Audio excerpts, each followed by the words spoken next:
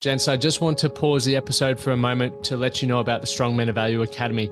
You will have heard me refer to it a number of times, and I want to bring more attention to it. So this isn't just a program, it's a life-changing environment and community of men who are focused on personal and professional growth. We're looking at areas of relationships, wealth, and health, things to help you thrive and maximize your life. Imagine having bi-monthly one-on-one coaching sessions with myself, weekly group coaching calls, and an incredible brotherhood of high achievers by your side. Now we're diving into resilience, leadership, and holistic growth to not just succeed in your career, but to thrive in your health and your relationships. Your journey to greatness, it starts here. So join the movement and you can apply for the Strong Men of Value Academy. You can head to themanthatcanproject.com to find out more. So today we have Emile Steenveld joining me. So Emile was one of my very first mentors, and I've learned so much from him, and we've managed to build an incredible friendship off the back of that. He's an extremely inspiring dude. You know, his story, he was once a struggling Australian model and actor in LA who was working 3 jobs and doing 15-hour days in the midst of the recession, in which his car was repossessed as he was on the edge of leaving his dreams behind. That was when he decided to place bets on himself, and I'm glad he did because he's had a huge positive impact on myself. And he committed to a full immersion of self-development, right? Aligning himself with his purpose and values, which we dive into in this conversation. Today, Emile is an emotional intelligence coach exclusively focusing on the inner workings of the relationship with the self and the mind for high performers out there all around the world. So Emile has been speaking and coaching in the field for more than 10 years and guides individuals to break down inherent beliefs and old habits that sabotage growth and profitable results. So he's an incredible dude, and in this conversation we talk about so many powerful things. He helps you break down your values, right? So you can live by your values. We talk about perfectionism, okay? Looking for approval, what rejection taught him, how we can be memorable, which is a beautiful thing, and learning more about your emotional intelligence, overcoming insecurities and fears, and so much more. So before we dive into this episode, if you haven't checked out the Inner Circle program, it is a global community for men, obviously all around the world, to help them create more momentum in their life. It helps you support your self-motivated change with supportive change. We help you set realistic expectations. We give you great role models to model their behavior. We hold you accountable, and we continue to grow together. It's an incredible place to be. Check it out, themanthatcanproject.com/inner circle. I look forward to connecting in there. And if this is your first time tuning in, please hit subscribe and share and leave a review. You're listening to the Man That Can Project with Lachlan Stuart, a global movement created to empower men and open up what's really going through their minds by having real and raw conversations about life's unique challenges and our individual ways of processing it all. Welcome to the Man That Can Project.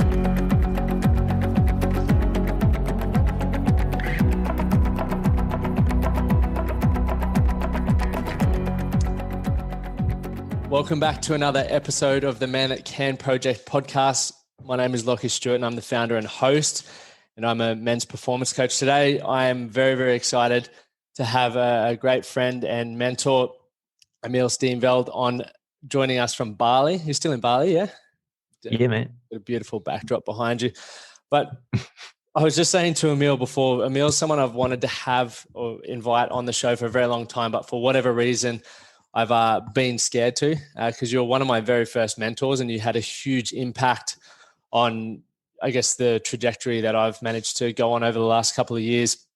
And, watching how proactive and productive you are, I was like, no, you won't have time for me, but obviously you always do. And here we are now. But mate, you're doing some incredible things, and you've done so many incredible things over the years. I've worked with you in workshops one-on-one, and I've even had, when I was doing network marketing, I had my team go and do some work with you because I just got so much value from what you were teaching. And that was 5 years ago, and I've only just seen you continue to grow in leaps and bounds. And obviously, you know, you've been a model. You've done that in Australia. You've done that over all in LA. But that's really guided you towards being an emotional intelligence coach, exclusively focusing on the inner workings of relationship with self and mind. And we're going to go into that soon, but with high achievers and performers all around the world. So, mate, let's get into it. Like, I'm once again grateful to have you on the show. Thanks for having me, brother. It's always a pleasure connecting back with you and also seeing the work you're doing, Lachie, mate. It's always amazing to see the growth of even past clients and to see how you're leading in that space with men. And I think it's so important today. Appreciate that. So let's talk about obviously the how we can improve our relationship with ourself and our mind. And obviously, you were in the model at a different stage in your life, and having a good relationship with yourself may or may not have been part of that process. But there's definitely a lot of listeners out there who struggle with self-esteem, self-worth, and we aren't kind to ourselves in the way we treat ourselves physically, mentally, emotionally. So how can we go around improving that, or I guess even identify more around that for us? I think for me, Lachie, when I really understood about the relationship with the self and how important it was when I, started my modeling career. And that was 17 years ago. I'm telling you my age now, but 17 years ago. And I remember being asked to model several times and constantly knocking it back because I was pretty much shit scared of rejection. And I would avoid rejection at all costs because deep down I was a perfectionist. Now, if you're listening to this and you don't know what a perfectionist is someone that is constantly having to make sure things are all in alignment, or things they know they're going to succeed before they actually take the risk. They're afraid of failing because if they fail, that means that they're not enough, or it's going to trigger their I'm not worthy wound. So a lot of people that are perfectionists won't put themselves out there. And that was me, right? So I constantly kept doing that. And through the modeling, what it taught me was that rejection taught me to accept myself. Because the more I understood how to embrace myself, even when I was rejected at the castings or I didn't get the job, if I held on to what they said, I wouldn't be focused on the next job and presenting myself for the next casting, right? And to give you a bit of a background, modeling is literally 10, 20, 100 models going for one job. And you're going against so many different people that are so many different looks, different talents. And when I think about acceptance, what you've got to realize is that I realized from a young age, from the start of that job and that career, that if I keep comparing myself and looking at everybody else, that I'm going to miss the point, right? So I really went deep into how can I connect to this person? How can I make a genuine connection? How can they remember me out of 200 people? And that had to go deep within myself. I had to go in so that I can go out and perform, right? So I had to really have a good relationship with myself, because if I didn't, and I'm trying to fake it, and we hear this saying all the time, fake until you make it, which is absolute bullshit, because deep down it's like you can pretend, but it's like you can't beat the energy of someone that actually feels themselves and that's connected and that feels confident, right? And I remember seeing this guy walk into a room, and, models are meant to be like confident, and they're like, they're handsome, they're confident, or they're beautiful and they're courageous and all this kind of stuff. And we have this perception of them because of what they look like, but they're some of the most insecure people I've ever met. And when I saw this guy walk into this room, I was doing a casting in Hong Kong at the time. It was a Jean-Paul Gaultier casting. And I remember this guy walk in and he said hello to everybody in the room. Now, straight away in my head, I was like, well, he's different. How come he's literally said hello, made eye contact, shook everybody's hand? I was like, that's a confident man. And he walked and he did the catwalk. We had to do a catwalk in front of everybody, in front of the judges and all that kind of shit to basically cast for the job. And he booked the job. And I also ended up booking the job, but that one job changed the way I see confidence and the relationship. Now, if you feel yourself and you're really connected to yourself and you embrace yourself, you've got no reason to be judging, or you don't have any reason to point or be arrogant or, anything like that, because it's like, well, you're just a human being. I'm just a human being. I'm going to acknowledge you. and we all want to be seen, heard, and understood. And ultimately, everybody wants confidence, bro. But we think that we're in competition. And the moment we think we're in competition, we're missing the point of our own gifts. So for years, even before I got into the modeling, I started doing self-development work, figuring out what it is that my story was, I'm not enough. And so many of us can understand that, like, I'm sure you could as well. Like, I don't feel worthy, or I'm not enough, and constantly having to prove that story wrong over and over again. I had to go in and do the work. And that means I call it the yin and the yang, the dark and the light, right? We're both made up of light. We're both made up of darkness. One can't exist without the other. We've got negative, positive, high, low. They have to coexist, hate, love. You won't know what happiness is until you experience sadness. You won't experience peace until you actually experience what anxiety feels like. So it's all necessary. And how we deepen our relationship with ourselves is we go deep into the dark side, the shadow side, the part of ourselves that we're not proud of, the part of ourselves that we hide and avoid, right? And as men, we do this. We're so good at this because the ego of like, just keep your shit together. You don't really talk about emotions. You don't talk about feelings. Be a big boy. All of that shit is toxic because you're not honoring yourself. Now, the best way to describe it, Lockie, is imagine there's two little boys inside of you. All right. And the one little boy is the side you're proud of, the side that you tell all your friends about. Oh, yeah, I picked up this girl. Oh, yeah, she said yes to me. Oh, yeah, I went and played football on the weekend. I kicked this many goals, right? That's the side you're proud of, Instagram. Yeah, you show everybody on Instagram your best self, right? But then on the other side of that is the side that got rejected, the side that you don't tell people about your insecurities, right? The side that you're ashamed of, the side that you don't really talk about, right? The fears. Maybe that other side, the dark side, has some fears, and you don't want to honor those fears. And when you don't honor those fears, what you're doing is you're basically saying to that little boy, I don't want to pay attention to you. And what happens to us as children when we get ignored from our parents? Feel lonely. We feel unloved. Exactly. And then what does that transfer into when I constantly get neglected from the people that I love? I'm not worthy. I'm not enough. Yeah. And we start acting out in certain ways and we start rebelling. So it's like, if I'm not going to get your attention this way, then I'm going to start doing some shit that's going to upset you. Either way, I'm going to get your attention. So what I'm going to do? I'm going to yell. I'm going to scream. I'm going to start smoking. I'm going to take drugs. I'm going to act out because I want some kind of attention. We all want to be seen, heard, and understood.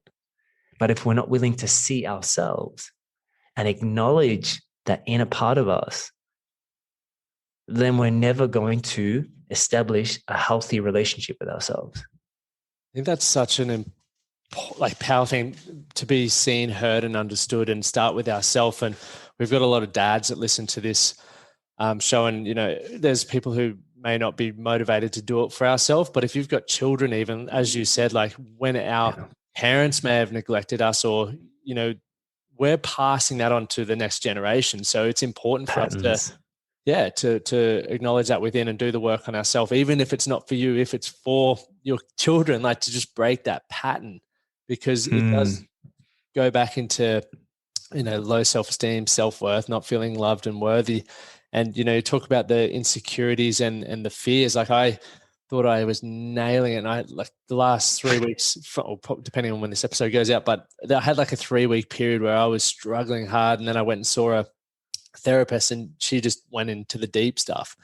It was like, you're just full of fear. Like, you've built your business, your whole life is run out of fear. And that was hard to hear, because especially running the Man That Can project, it's like, do I tell people about this, or do I just try and work on it behind the scenes? Like, what am I doing? So what you're saying right now, that's a pure example of, like, now I've built up this character and this identity, and there's no way I can share people that vulnerable stuff like that. And that's that fear of, like, I've got to keep up this expectation of, like, because I'm serving so many men. And this is what we do, is we don't acknowledge that part. What we've got to realize is that your vulnerability and your acceptance of that part is what's going to get you to the next level, which is what's going to help more men out there by acknowledging it. And that's exactly it. But it literally destroyed me for 3 weeks. I haven't felt that bad for such a long time. And I know there's a lot of people and men out there who are dealing with that in their own way, shape, and form. But whether it's seeking help or chatting to someone like yourself or just communicating, but at some point we have to pull our head out of the sand and do the work. As you said, the work is going in. It's like being guided towards the dark side, the things that you don't like about yourself, and it's uncomfortable. It's not easy. Are there some common things that you see? And obviously, because you work with high performers, right? And a lot of people, a lot of men especially, we take on that role, or we adopt that role and responsibility. We want to be the high achiever. We want to be the protector. We want to be the provider, aka the high performer. Is there some common things that you see with high performers that a lot of us can be prepared for while we're striving towards that? I mean, you think about the high performer or the high achiever. Why do we want to achieve high, right? When I think about why I coach these kind of guys or men or women that are high achievers is because I was a high achiever. I was a perfectionist. And the reason why I was a perfectionist is because I was trying to get the love and the acceptance from my father. And this is the reason why I do what I do today, is because I didn't have a great relationship with my father. And he didn't have a great relationship with his father. So what did I do? I was like, well, how am I going to get his attention? How am I going to get his love? I'm just going to create bigger things. It's got to look better. It's got to be huge. I've got to move mountains, and then I'll get his love and acceptance. But this is the thing, we're all cheating ourselves, is that if we're constantly looking for permission from someone else, or we're constantly looking for someone for the approval, then we're always going to remain a prisoner.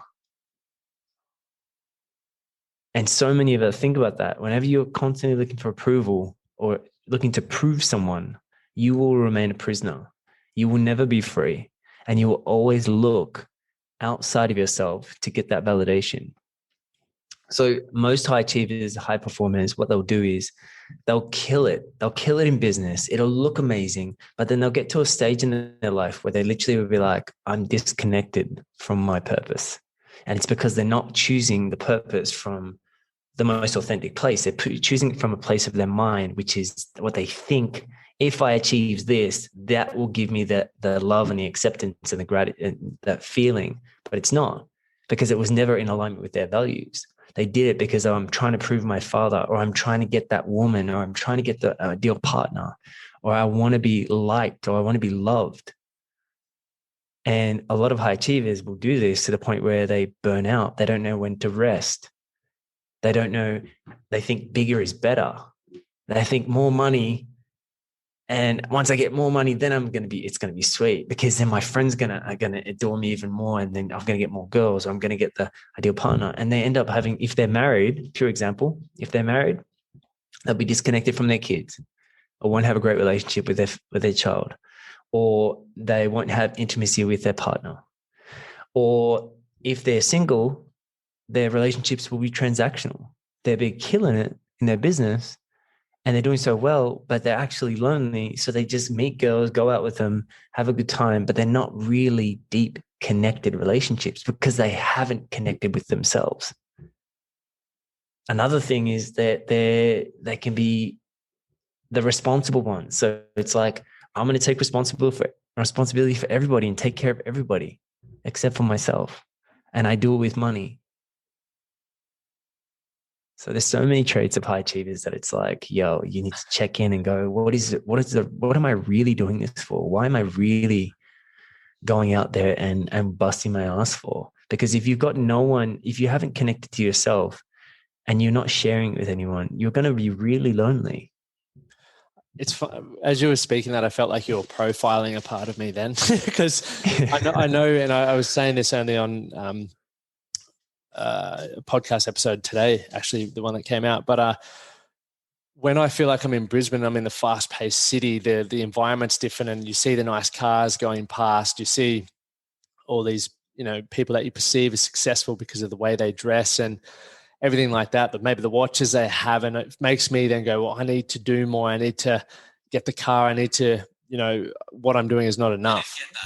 Siri's going off on my watch. I might take him to constantly strive to be better. But then when I go back to, maybe Toowoomba or even to the coast, I feel like that stuff doesn't, I guess, ramp me up or affect me as much. I feel like I'm a lot more in tune with what I value. And I know you were touching on that before. It's like a lot of people really aren't aligned with their values. And I know, I did some stuff with you on it 5-6 years ago. And so I really live by that. But I also know my environment, if I'm not wary of it, it'll take over. And as much as, don't get me wrong, I love working hard and I love that whole part of life. It's draining and it's tiring, but you can feel disconnected. You get all these wins, but you just like still feel empty inside. So it's going back to those aligning with your values. Can you take us through the values? Like, obviously, what the hell are they? Because there's a lot of people who are probably hearing this for the first time, and how do we go about, I guess, establishing them, and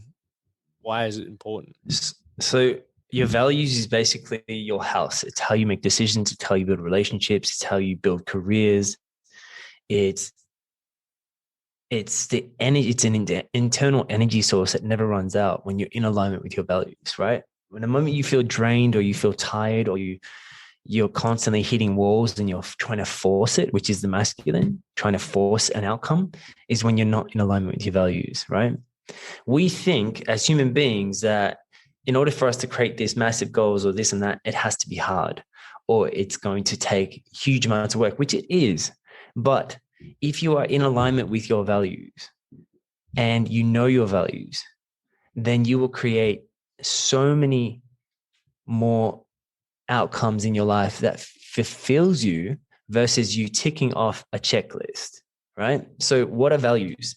Basically, I look at it like it's the internal compass, right? So it's like your internal compass is, and when you understand that, you will act from your values, right? So a pure example of mine, one of my values is wealth creation, focus, courage, health, fun play, and trust, right? So these are my values that I live by right now. And the way you can find this out is what I want you to do is I want you to think of the values that you think you need in order to become the best version of yourself, right? So a pure example, I chose focus because I have so many things going on right now, Lucky. Like I've got a podcast that's about to launch. I'm releasing a new course. I'm building up my team in my business. I'm starting YouTube. Like there's so many focuses. So I know that I'm like, I need focus because if I'm focused, what does that mean to me first? I'm going to be more productive. I'm going to get results done. I'm not going to be distracted. So then I write down all the things that are taking away my focus, right? So I research that value.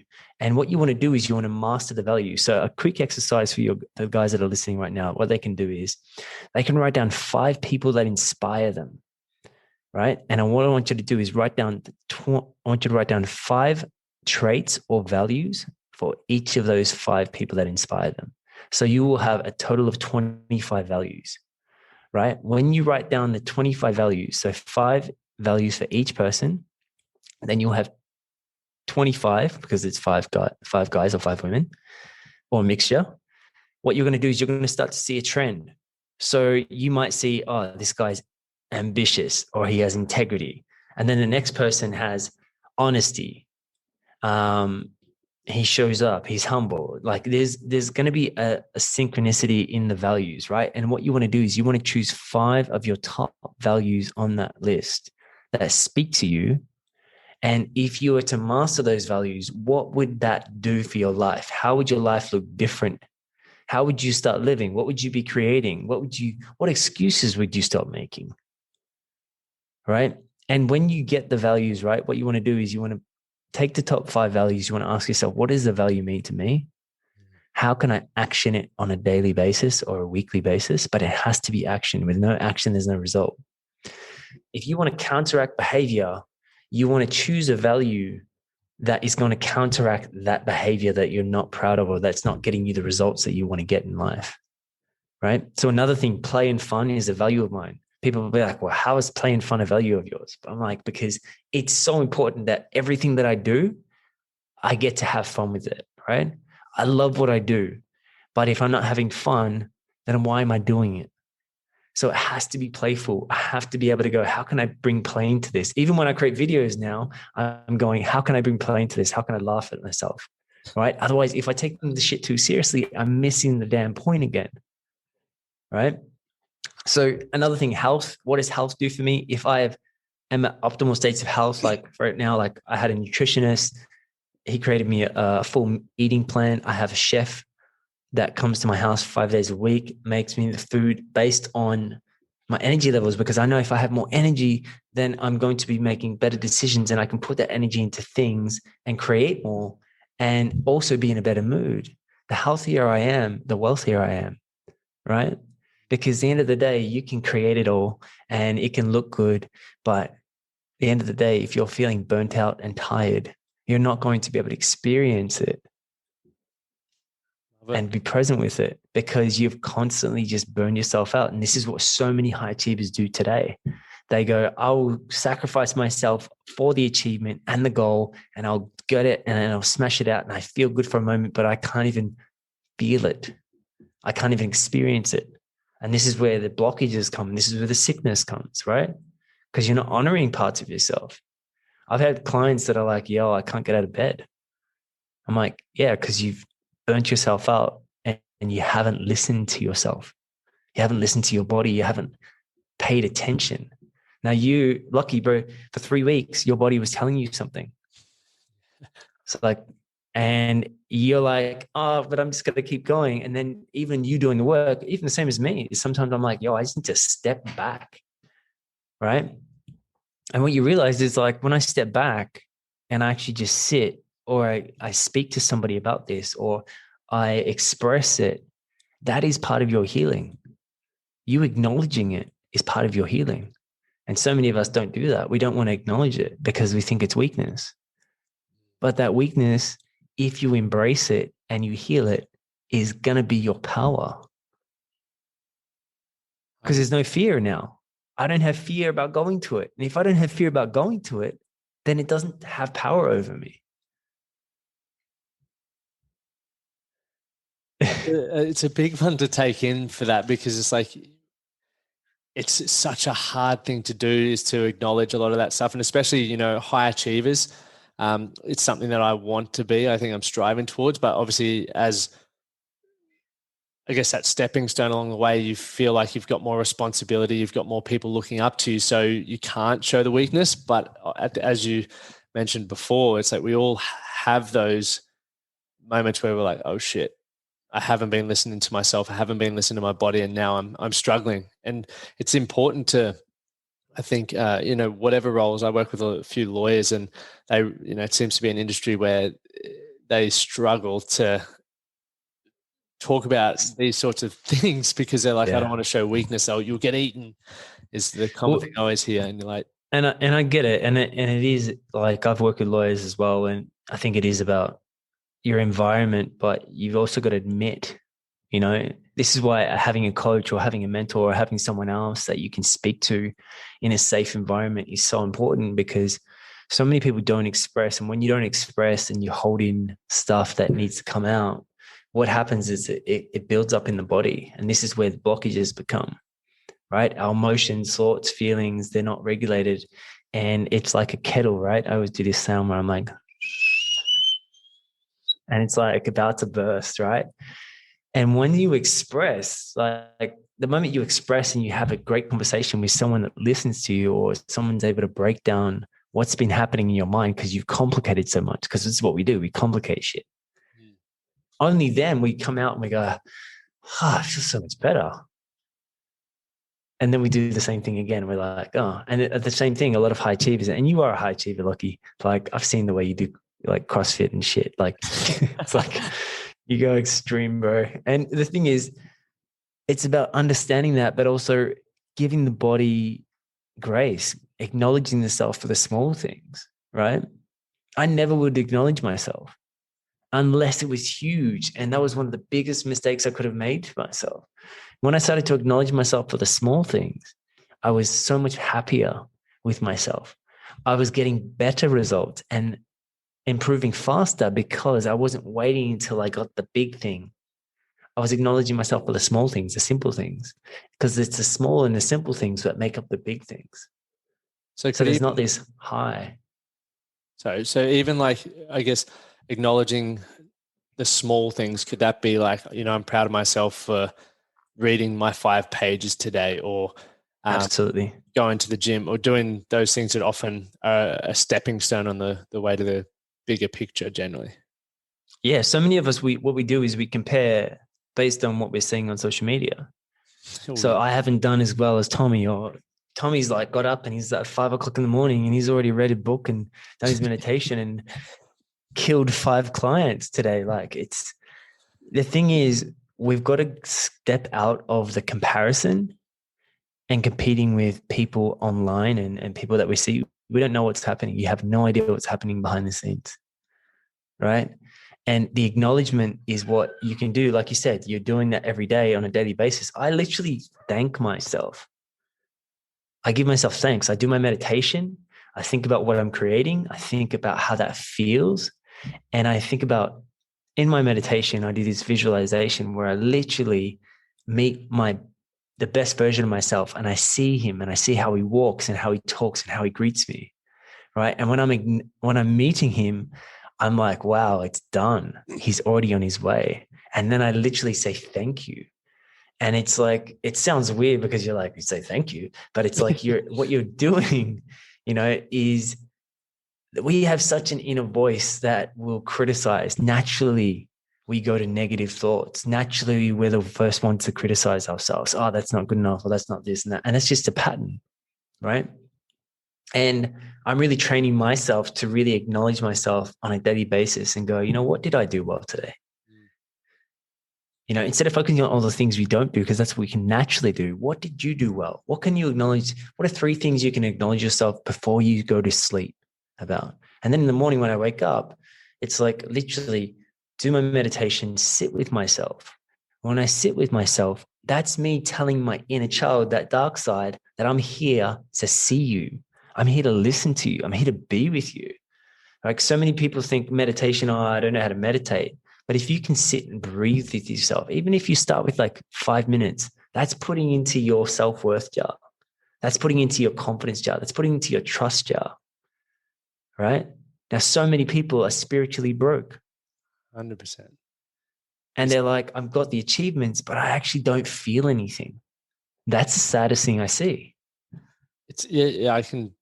There's so many men, and I think a lot of the audience that we have are similar to where I was in my life, and you come with so much baggage and so much resentment for the actions that you've done, or the way you've behaved, obviously, and we don't ever learn to acknowledge that and learn, as you said, sort of sit there. Like, the reason why I love meditation is exactly that. I get to just sit there and understand myself, whether it's thinking about who I am working towards becoming, things that maybe I want to improve upon. And, obviously I still have the fear of, I don't want to go back to where I was, but I try not to focus too much on that. That's sort of like the motivator of where I want to go. And as you said, rather than focusing on what you don't want, what's the action word or the action item that is the opposite to that can guide you to where you want to be. You were talking earlier, obviously you said, the best values, and how would they allow you to be the person that you want to be, but also you were just touching on the best version of yourself. And so are you very intentional with creating that version of yourself, or do you just leave it up to randomness? No, I'm intentional, man. I'm specific, because it's like, I know if I master these values, I'm going to impact, like, my dream is to impact way more people, like millions over the world, right? And I know why I do what I do. I love seeing transformation. I love seeing people shift their mindset of like feeling like they can't do it, or they don't feel confident, or they don't feel worthy, and they go out and they create it and they impact more people as well. And it's the best feeling in the world to me. And for me, it's like, if I am focused, courageous, like, these are all the reason why courageous, Lockie, is because I was shit scared of rejection. I didn't like putting myself out there unless I knew I was going to win. Yeah. I was and I really playing at a high level, playing basketball growing up. I went to the States. I played junior varsity, like traveled around. I thought I was going to be in the NBA, and I practiced daily. every day I was on the court outside my house, shooting, practicing, dribbling, like drills. Like I was determined, and I didn't make it. And in the end, what I realized is that it taught me so much about my leadership. It taught me nothing was a waste of an experience. Just like the modeling wasn't a waste of an experience. The modeling taught me how to really put myself out there constantly, get rejected, and still feel okay about myself. One day I got rejected 12 or 13 times in Paris. God. Yeah. And that's when I knew I learned the lesson. I went to every agency. I already had agencies all over the world: New York, LA, Hong Kong, Singapore, Barcelona. I went to Paris, I was booked there for a job, and I was like, I might as well just go meet some agencies. And I went, and my agency in New York was like, we couldn't get you any appointments. And I was like, oh, bullshit. I don't believe you. So I just went myself, right? I went myself, and every time they were like, no, sorry. And it was about the 10th agency, I think. And it was like 4 o'clock in the afternoon. And I've been traveling all over Paris by myself, like looking up these streets, trying to find the next thing. And the guy was like, no, I don't think so. He goes, but you're not white? And I was like, no. And he goes, but you are not black either. And I was like, well, yeah, I'm mixed. And he's like, oh, yeah, it's not going to work. And I was like, I laughed, and that's what that's what it is. It's nothing personal. And this is what modeling taught me, is that it's nothing about me. It's not about my personality. They're purely looking at me like I'm a product. And this is what I had to understand with modeling, is that every time I get rejected, they're not rejecting me as a person. They're rejecting what I look like. And that was what taught me that I'm not who I look like, because one day I'm going to get old. One day my body's not going to be muscly. One day I'm going to be fat. One day I'm going to be wrinkly. And I had to learn from a young age that I am not my body. That is such a important message, especially obviously with the Instagram culture at the moment. A lot of the influencers and people, I'm guilty of it as well. You want to put your best photo up there, and so many of us are attached to that. And we are going to get old. Stuff's going to head south. It has to. So we need to learn. It's natural. When you, obviously, one of the topics of recent is being like toxic masculinity, and I guess tying it into what you said earlier, where you focus on the opposite of that. So healthy masculinity, honoring yourself, and as individual, and I'll direct this to the men, but for the females as well, you'll take a lot out of this. There are a lot of blokes that I personally know that don't honor themselves. And it's, you sort of touched on it earlier, where it's might be weird. Your old man might say, toughen up, don't cry, get on with it. And these are all things that, honoring yourself, to me, when I even think of it, it's like, that's not manly. That's who takes time to do that. So what do you want to talk about? You want to talk about toxic or healthy first? Let's go healthy. All right. So healthy it's confidence, but it's not confidence like I'm in your face. There's a difference between confidence and it's cocky, right? Yeah. So confidence is you can see a guy walk into a room, or a man walk into a room, and he has presence, and he can acknowledge you, and he can smile and say hello, even if he doesn't know you, right? He's stable. He knows where he's going. He's certain. He's assertive. He's not aggressive, right? There's so many people think of assertiveness as aggressiveness. And it's like, assertiveness is, I can be direct with you, and I know my values, and I know that you have your values, but I will not sacrifice my values for yours, right? The natural or healthy masculine is disciplined. He knows his boundaries. He has clarity. He knows his needs. And I think when we think about this, masculine energy is out there. We naturally want to lead. We want to solve problems, but we also have to understand we also have the feminine part of us, right? Healthy masculine is acknowledging that we have a feminine side, which is like allowing, which is chaos, which is expression, which is creativity. It's not controlled. And so many men won't acknowledge that side or be like, no, that's weakness or there's that. And the moment we have a judgment about something, right? The moment we say that's weak, what we're doing is we're shaming a part of us. So we're not honoring it. We're not allowing it to come out, right? Healthy masculine is honoring all of our emotions, not just some of them. Like I said before, it's the dark and the light. If I'm constantly going, no, no, no, no, toughen up, don't cry, don't be like this, don't be like that, what I'm doing is I'm shaming myself. And shame is a very low vibration, right? It's one of the lowest. Fear, guilt, shame, hurt, sadness. It's very low vibrating. And how do you think a person can express or get what they want or create what they want when they're coming from a place of shame and guilt? Be near impossible. Like, unless you lie, manipulate, and fake it till you make it.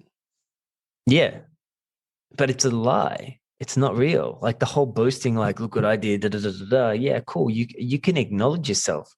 But there's a difference between acknowledging and going, I'm doing this because I need you to tell me how good I am. There's a difference. Massive difference.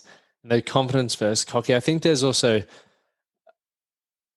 and maybe this is me justifying it to myself, but for a long period of time, I didn't want to show up as assertive. I didn't want to be too confident because I didn't want people to think I was arrogant. I didn't want people to think I was cocky. And I think that's what, for a long period of time, I was so reserved and I was very quiet,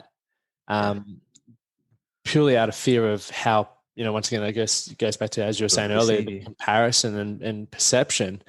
But it also, I feel like I missed out on so many opportunities because of that. And there's definitely so many other people out there who are missing out on opportunities because they haven't developed the confidence, maybe because of similar belief systems.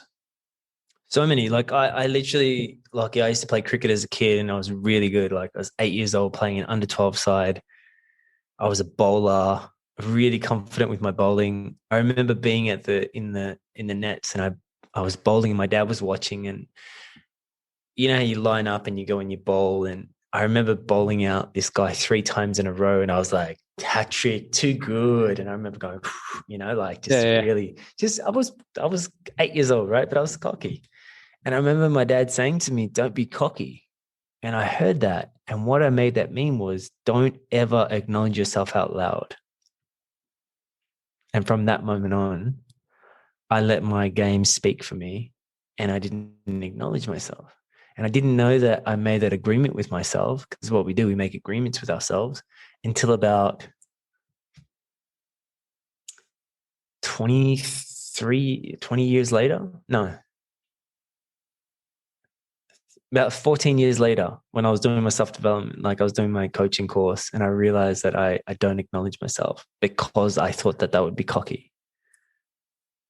Right? And how that can ruin you putting yourself out there and be seen. And the thing that you said, Lockie, was like, I didn't want to put myself out there because actually you put being accepted or approved of higher than you accepting yourself. So it's like, I'm going to make it more important that people are going to approve of me and be like, he's not cocky, he's a nice guy, and because of the fact of not being accepted or being seen as someone that is cocky. I think I still do that to a degree, to be honest. Now that we all do, bro. We all do. Even I do still. So you said agreements with ourselves. How do we identify what those agreements are? Because obviously we've all made them at some point in our life, and some of us are thriving because of them, and other people aren't. Yeah, so I always look at it like this. We're made up of like 10% consciousness. If you look at this bottle, if you're listening, I'm holding a bottle. The top part of it is 10%. The bottom part of it is 90%. The 90% is your subconscious. That is running your life.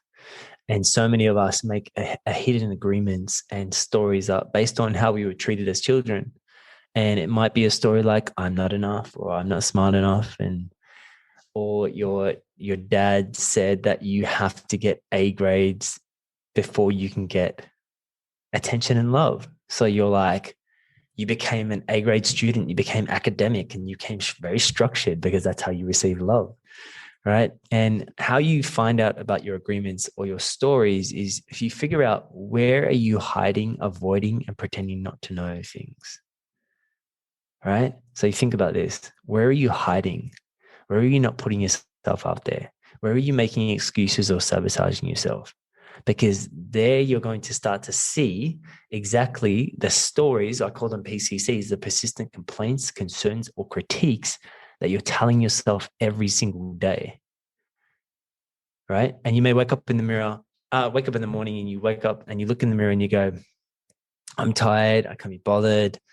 I've got to do this thing. I've got to put this video out there. A pure example, I'm saying my example, right? I've got to put this video out there, but I don't know how to work this system, and I've got to learn this new computer system, and I'm not good with computers, or I'm not good with technology, right? Now, my story is that I'm not technologically, I can't even say the damn word, technologically savvy, and it's going to take me forever. So just me telling myself that, right?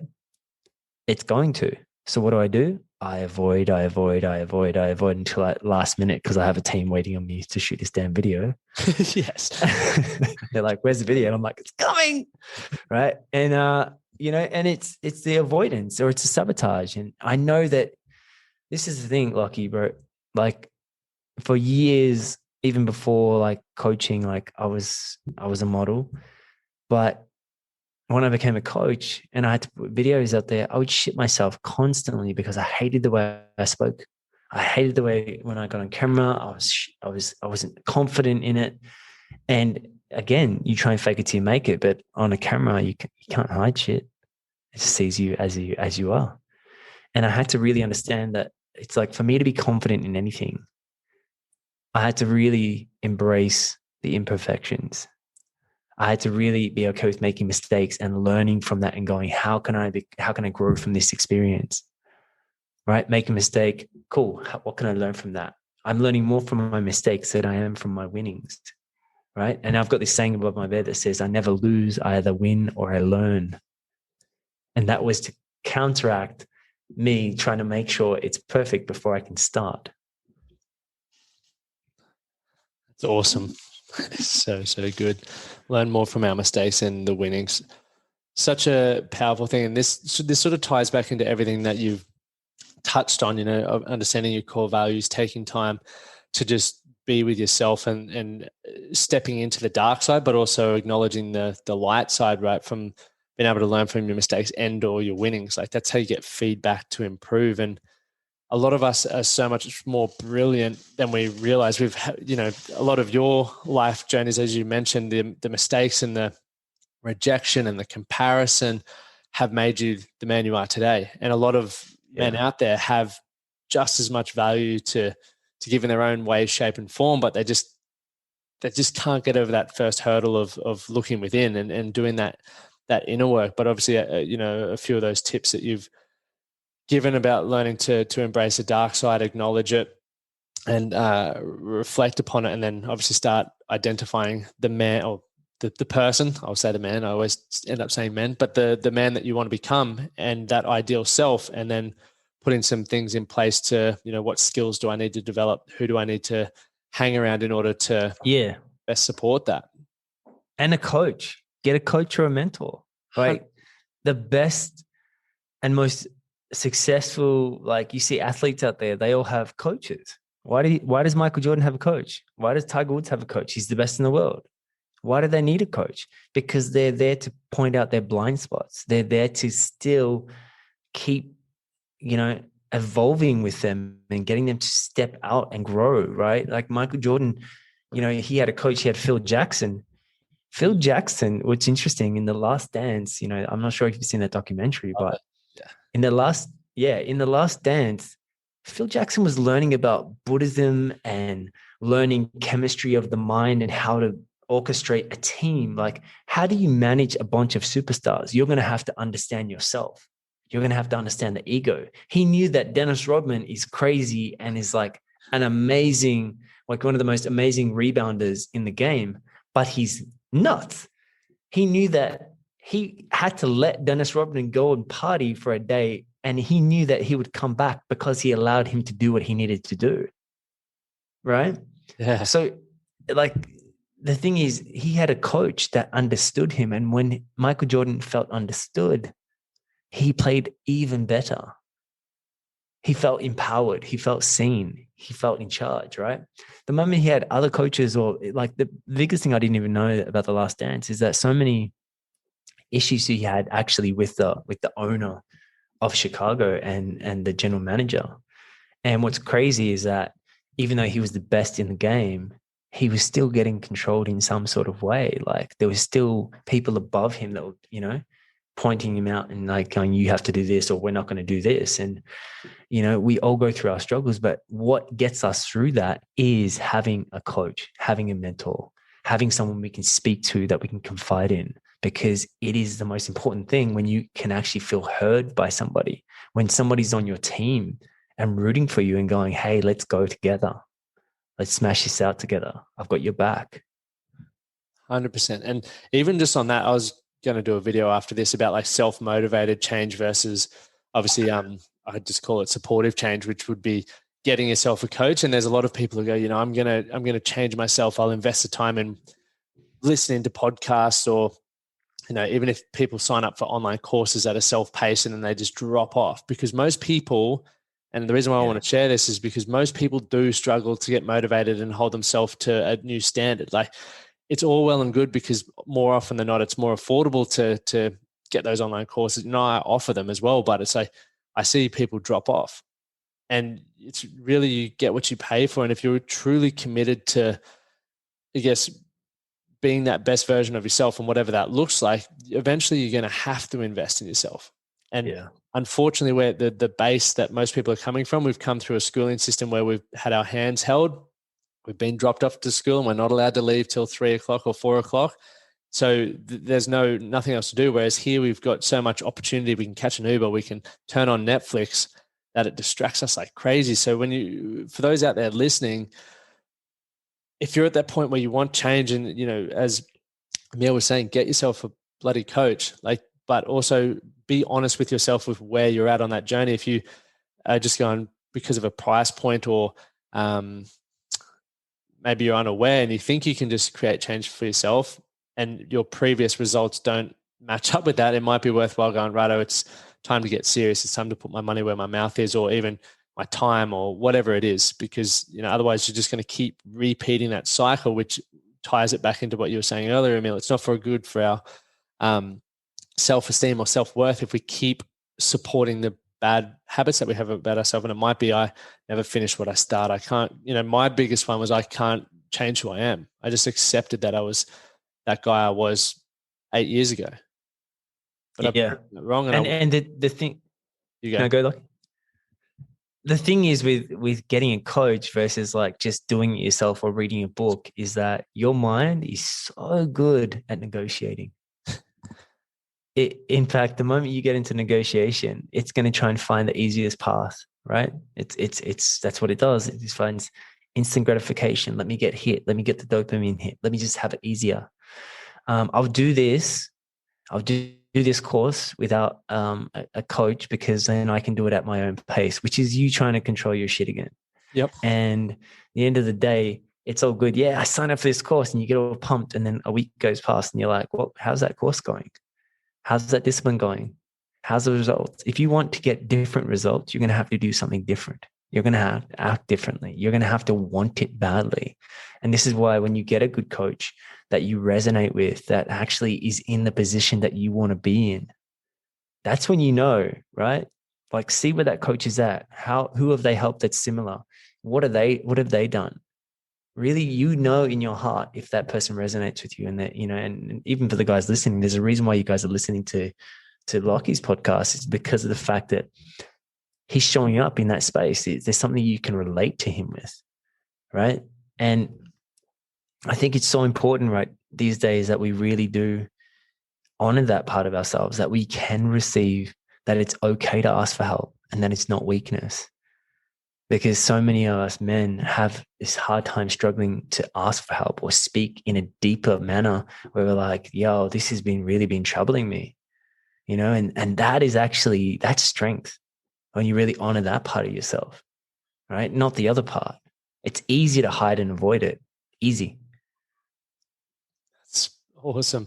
I got one last question for you, and then we'll respect your time and let you head off. But what's your definition of being a man? It's something that I love to get everyone's perspective of, because it is such a, obviously we've got the generalized version of what a lot of us have grown up to try and mold, but we clearly know it's not working because there's so many unhappy and unhealthy men out there. So I'd love to hear what your take is on it. My definition of being a man is when he fully owns his shit, when he can fully express his emotions and feel himself and feels validated within himself, and when he can actually honor his deepest fears and insecurities and express that to the world. Like, it comes down for me to self-expression, because being a man it's so easily defined as he's masculine because he shows up strong and is this and is that. But it's like, we have really lost our way of what is strong and what is the definition of a leader, and we've kind of misconstrued our ideas. And I think when a man can respect himself and has that deep, genuine love for himself, he shows up 10 times more powerful, not only for his woman and his partner, but for his children and for his friends, right?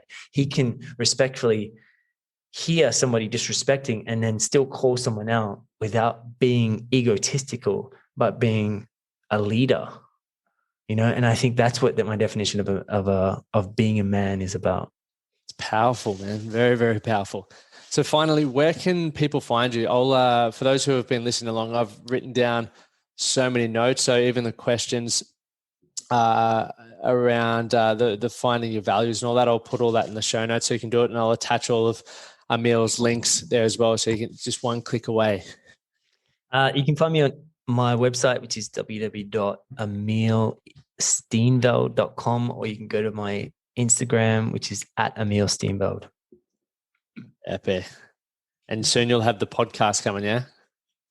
Yeah, I've got my podcast coming out called the Hustle and Flow podcast, which is going to be literally about the doing, which is the hustle and the masculine, versus the being, which is the flow and the feminine, which is what my brand's about. It's honoring the dark and the light, but also like taking it to the next level.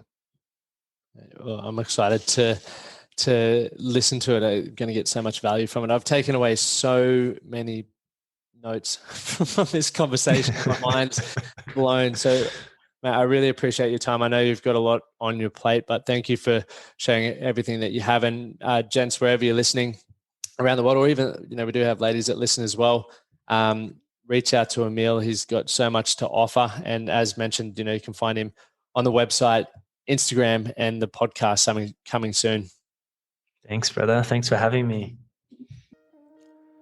I hope you took as many notes as I did. Now, remember, if you got value, please share it. And if you've got an extra 90 seconds on your hand, please leave a review. It all helps us get these episodes in the ears of men who will also get value from it. I look forward to connecting with you all on Instagram and Facebook, or through the website. Thank you for your time, and stay tuned for next week's episode. Thank you for listening to the Man That Can Project podcast. My name is Lachlan Stuart, and I hope you enjoyed this episode and found it helpful. If you did, please take a moment to rate and review the Man That Can Project on your favorite podcast platform. And don't forget to subscribe to stay up to date with our newest episodes. We'll see you again next time.